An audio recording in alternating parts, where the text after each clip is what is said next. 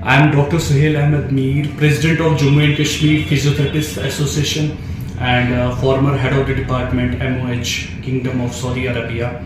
और मैं BCCI appointed physio हूँ अरुणाचल रणजी ट्रॉफी टीम का सिंस 2018 से। देखिए जो आज वर्ल्ड फिजियोथेरेपी डे है, I wish everyone happy and healthy physiotherapy day.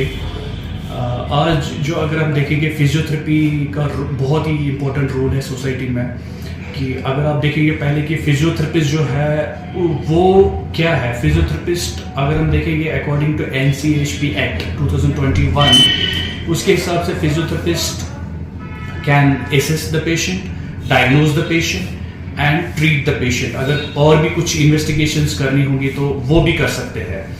और based on subjective objective assessment plan, तो हम डिटेल्स प्रॉपर लेते हैं, पेशेंट्स हिस्ट्री जो होती है वो लेते हैं, उसके बाद क्लिनिकली एग्जामिन करते हैं पेशेंट को, और उसके बाद हम उसके गोल्स सेट करते हैं एंड उस पर हम प्लान ऑफ केयर मैनेज करते हैं। बहुत अच्छा क्वेश्चन है कि according to NCHP act physiotherapist are independent practitioners. हम कोई भी पेशेंट जो है वो एक फिजियोथेरेपिस्ट के पास डायरेक्टली जा सकता है, बट उसकी मिनिमम क्वालिफिकेशन बैचलर्स डिग्री होनी चाहिए।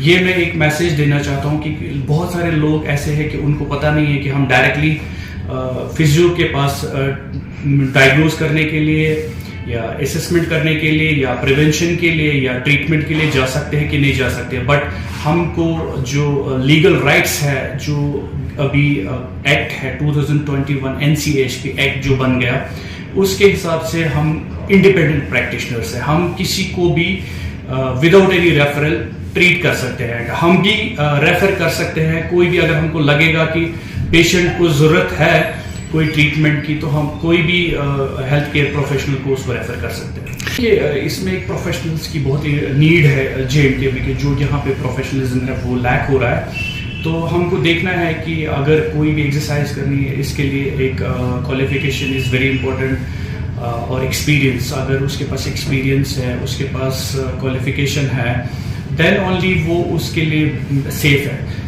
तो सेफ्टी एंड क्वालिटी बहुत इंपॉर्टेंट है अगर आप कोई भी एक्सरसाइज करते हैं। अगर आप जिम में देखेंगे आजकल आप देखते हैं कि कार्डियक अरेस्ट होते हैं, तो उसका रीज़न ये है कि उनका जो हार्ट है अभी वो एक्टिविटी के लिए रेडी नहीं होता है। तो इसलिए हम सजेस्ट करते हैं एज अ फिजियो कि वार्म अप बहुत ही इंपॉर्टेंट है। वार्म अप कीजिए, आप अच्छे से अपने हार्ट रेट इंक्रीज कीजिए एंड जनरल मेटाबॉलिज्म आप इंक्रीज कर सकते हैं और टेम्परेचर इंप्रूव कर सकते हैं बॉडी का। तो उससे क्या है कि इंजरीज भी कम होंगी और जो कॉम्प्लिकेशंस है वो भी कम हो सकती है। खासकर ये भी हमने देखा है कश्मीर का एक बेटा, और वो इंटरनेशनल टीम में गया है एज अ फिजियो।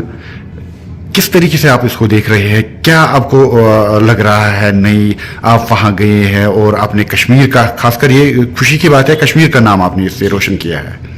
देखिए मैं जो बाहर इंटरनेशनल लेवल पे काम किया हूँ, I have got the best international employee, और नेशनल लेवल पे भी पूरे ऑल ओवर इंडिया में टीम्स के साथ होता हूँ, रणजी ट्रॉफी टीम्स। तो यहाँ पे अगर हम देखेंगे कि इंफ्रास्ट्रक्चर की बहुत कमी है, चाहे स्पोर्ट्स है या बाकी भी फील्ड्स है, तो उसके लिए गवर्नमेंट को या जहाँ के बाकी स्पोर्ट्स ऑर्गेनाइजेशन है उनको ध्यान देना चाहिए कि इंफ्रास्ट्रक्चर की कमी है यहाँ पे, और प्रोफेशनल्स की भी कमी है। अगर हमारे पास इंफ्रास्ट्रक्चर है बट अगर प्रोफेशनल्स नहीं है तो उसका कोई यूज़ नहीं है। तो ये एक बहुत बड़ी प्रॉब्लम है यहाँ पे। बट फाइनली जो आज वर्ल्ड फिजियोथेरेपी डे है, इस पर मैं मैसेज देना चाहता हूँ कि लोगों को कि आप अपना लाइफस्टाइल एक्टिव रखो। मूवमेंट जो है, मूवमेंट इज़ लाइफ। अगर आप वॉक करेंगे, ब्रिस्क वॉक करेंगे, तो आप बहुत सारी बीमारियों से दूर हो सकते हैं। और सबसे बड़ी प्रॉब्लम यहाँ पे है कि जो पोस्चर, रॉन्ग पोस्चर, जैसे हम बैठते हैं, जैसे हमारा लाइफस्टाइल है झुकने का, फॉरवर्ड बेंडिंग में हम ऑलवेज रहते हैं, खाना भी नीचे झुक के खाते हैं। So always try to keep your back straight, और चाहे हम बैठे हैं चाहे हम खड़े हैं, तो एटलीस्ट हमको ये अर्गोनॉमिक्स मेंटेन करना पड़ेगा। जो कॉर्पोरेट सेक्टर है आप देखिए, उनको नेक पेन है, बैक पेन है।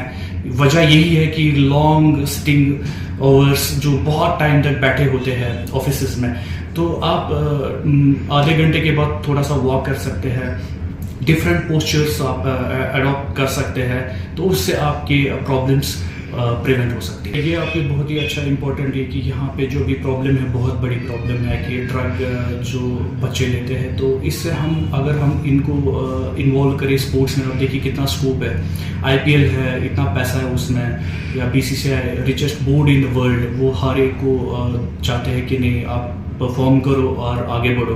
तो स्पोर्ट्स में मानता हूँ कि एक एक्सरसाइज ही है, जो मैं मानता हूँ exercise is cheapest, safest and effective medicine.